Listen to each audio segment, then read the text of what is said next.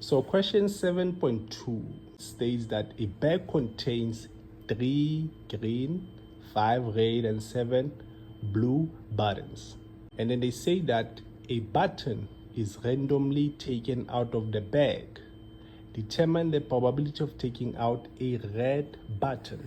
So we know that to calculate the probability of taking out the red button, so the probability of taking out the red button will be equals to number of favorable outcomes. So favorable outcomes, we know that it will be 5, okay, over what? The total number of possible outcomes. So possible outcomes will be when we add all of this, 3, 5, and 7. So which is how much?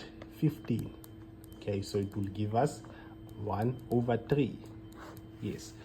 And then 7.2.2, they say determine the probability of taking out a green or a blue button. So the probability of taking out a green or a blue button. A favorable outcome for a green will be 3 out of 15.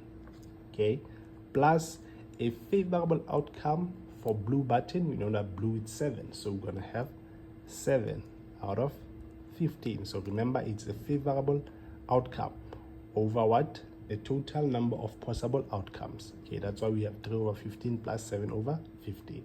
So this will give us 2 over 3.